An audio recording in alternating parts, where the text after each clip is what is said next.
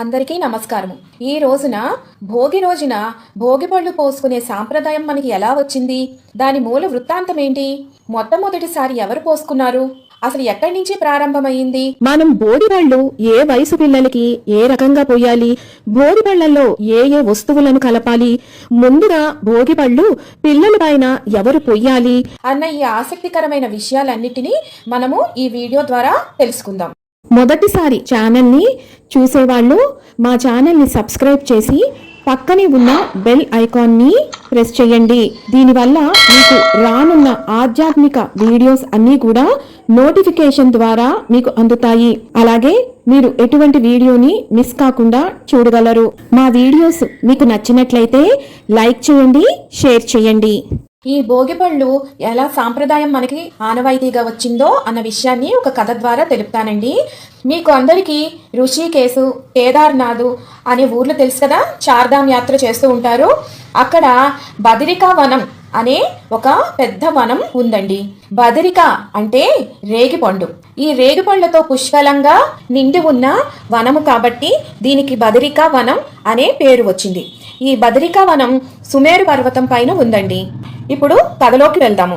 ఒకానొకప్పుడు శ్రీ మహావిష్ణువు తపస్సు చేసుకోవటానికి ఈ వనానికి వచ్చారు. ఆయన 2 రూపాలు ధరించారు. ఒకటి నరుడు, ఇంకొకటి నారాయణుడు.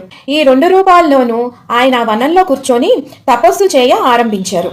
ఆ వనంలో ఒక చప్పటి ఆశ్రమాన్ని నిర్మించుకొని అక్కడే ఈ తపస్సుని ఆరంభించారు. ఈ తపస్సు ఏ రోజు ఆరంభమైందో మీకు తెలుసా?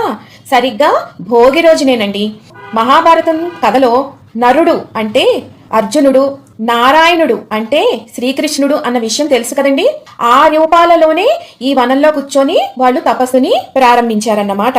ఆ బదరికా వనంలో వాళ్ళు సైకత లింగం అంటే ఇసుకతో చేసిన లింగాన్ని పూజించారు. అప్పుడు ఆ తపస్సుకి ఆ మహాశివుడు ఎంతో సంతోషించి వాళ్ళకి ఎన్నో వరాలని ఇచ్చారన్నమాట. ఆ వరాలను అందుకున్న ఆ నరనారాయణుని చూసి దేవతలందరూ ఎంతో ఆనందించి వాళ్ళు ఆ బదరికా వనంలో బాగా కాసిన ఆ రేగిపళ్ళన్నిటినీ కోసుకొని వచ్చి ఆ మహావిష్ణువుని ఆ రేగిపళ్లతోనే అభిషేకం చేశారు.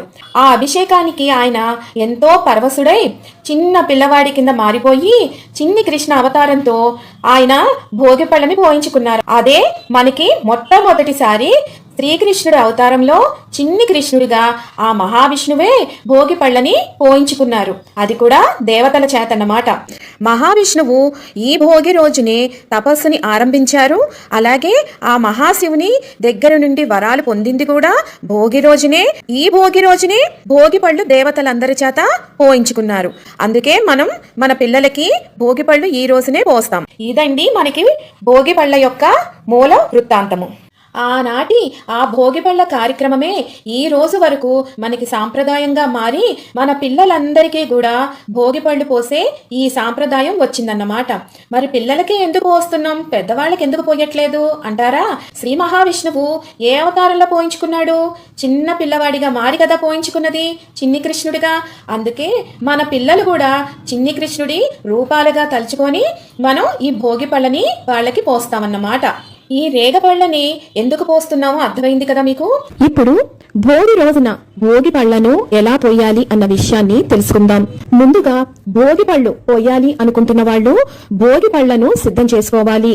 వీటిల్లో పసుపు కలిపిన అక్షంతలను, చక్కటి ఎర్రని రేగి పళ్లను, అలాగే నానబెట్టి నీరును వార్చేసిన శనగలను, చిల్లరి నాణాలు, దీంతో పాటు బంతి పువ్వు రేకులు కలిపి ఉంచుకోవాలి. కొంతమంది చెరుకు ముక్కలను, పటికి బెల్లం ముక్కలను కూడా కలుపుతూ ఉంటారు. మీ ఇంట్లో తీరు ఈ ముక్కలను కలపాలి అనుకుంటే మీరు కలుపుకోవచ్చు. కానీ సాంప్రదాయం ప్రకారం ఈ 5టిని కలిపితే సరిపోతుంది. ముందుగా మీ దేవుని మందిరంలో దీపారాధన చెయ్యండి. ఆ తరువాత చిన్ని కృష్ణుడి పటానికి గాని లేదా ప్రతిమకు గాని ముందుగా ఈ భోగి పళ్లను పొయ్యండి. ఆ తరువాత నైవేద్యం పెట్టి హారతి ఇవ్వండి. ఆ తరువాత భోగి పళ్ళు ఎవరికైతే పోస్తున్నారో ఆ పిల్లలకు చక్కగా స్నానం చేయించి కొత్త వస్త్రాలను ధరింపచేయండి. వాళ్ళని అలంకరించండి. ఆ తరువాత వారిని ఒక పీట పైన గాని కుర్చీలో గాని కూర్చోపెట్టండి. ముందుగా ఆ పిల్లవాడికి గాని పాపకి గాని కుంకుమతో బొట్టు పెట్టి గంధము రాసి ఆ తరువాత దేవునికి ముందుగా మంగళహారతి చూపించి పిల్లలకి కూడా చూపించండి. ఆ తరువాత కన్న తల్లి పిల్లలకు ముందుగా భోగి పళ్లను పొయ్యాలి.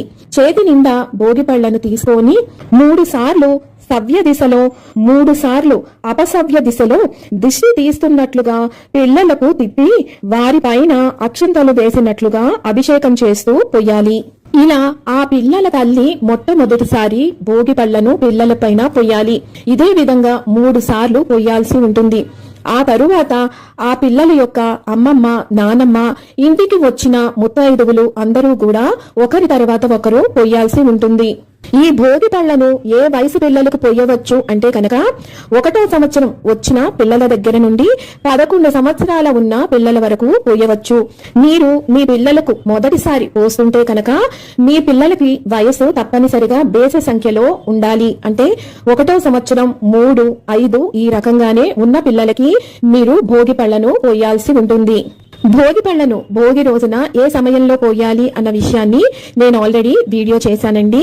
ఆ వీడియోలో మీరు ఒకసారి సమయాన్ని చూసుకొని మీరు మీ పిల్లలకు భోగి పళ్లను పోయవచ్చు. ఇలా భోగి పళ్లను పిల్లలకు పోసిన తరువాత ఇంటికి వచ్చిన ముత్తైదువులు అందరికీ కూడా పసుపు రాసి బొట్టు పెట్టి గంధం ఇచ్చి వారికి తాంబూలాన్ని ఇస్తే చాలా మంచిది. ఇలా చెయ్యటం వల్ల 3 దేవతల ఆశీర్వాదాలు పిల్లలకి లభిస్తాయి. ఈ భోగి పళ్లను ఆనవాయితీ ఉన్నవాళ్లే పొయ్యాలా అండి అంటే ఈ భోగి పళ్ళు పొయ్యటానికి ఆనవాయితీతో సంబంధం లేదండి. మీ ఇంట్లో 1వ సంవత్సరం నుంచి 11 సంవత్సరాల లోపు పిల్లలు ఎవరైనా ఉంటే కనుక వారి అందరికీ కూడా మీరు చక్కగా భోగి పళ్లను పోసుకోవచ్చు. భోగి పళ్ళు పోసిన తర్వాత కింద పడ్డవి అన్ని కూడా చక్కగా ఒక నాప్కిన్ తోటి పక్కకి తుడిచేసేసి వాటన్నిటినీ కూడా పారే నీటిలో వేసేయండి, లేదా ఎవరూ తొక్కని చోట వేయాలి. ఏవైతే చిల్లర కాసులు ఉన్నాయో అవి పేదవారికి పంచిపెట్టండి. అంతేకాకుండా దీని వెనకాల ఇంకొక కథ కూడా ఉన్నదండి. వేగి పండుని అర్క ఫలము అంటారు. అర్క అంటే సూర్యుడు అని అర్థం అన్నమాట. సూర్యుడికి లాగా ఎర్రగా గుండ్రంగా ఉంటుంది కాబట్టి ఈ పండును సూర్యునికి ప్రతిబింబంగా పోలుస్తారు.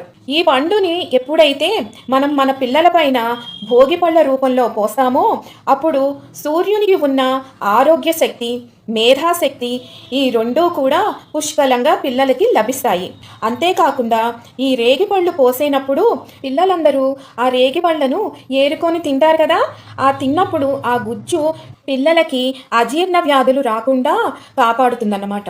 ఈ రేగిపళ్ళల్లో పుష్కలంగా సి విటమిన్ కూడా ఎంతో లభిస్తుంది. దీనివల్ల రోగనిరోధక శక్తి బాగా పెరుగుతుంది పిల్లల్లో. బంతి పువ్వులు, అక్షింతలు, రేగిపళ్ళు మొదలగునవి అన్నీ కలిపి పిల్లల పైన 3 సార్లు తిప్పుతూ ఈ భోగి పళ్ళని పోస్తారు. ఈ పోయటం మూలన పిల్లలకి దృష్టి దోషాలన్నీ తొలగిపోతాయన్నమాట. పిల్లలకి తలపైన భాగంలో బ్రహ్మరంధ్రం ఉంటుంది. భోగి పండ్లు వేసినప్పుడు ఆ బ్రహ్మరంధ్రం ప్రేరేపితం అవుతుంది. దీని వలన పిల్లలకి జ్ఞానం పెరుగుతుంది. భోగి పళ్ళల్లో మనం కలిపే బంతిపూ రేకులకి ప్రధాన లక్ష్యం క్రిములను చంపడమే. ఇది పిల్లలపై పోయడం వలన చుట్టుపక్కల ఉండే క్రిములన్నీ కూడా నశిస్తాయి. దీనితో పాటు శివకేశవుల పూర్తి దీవెనలు పిల్లలందరికీ కూడా అందుతాయన్నమాట.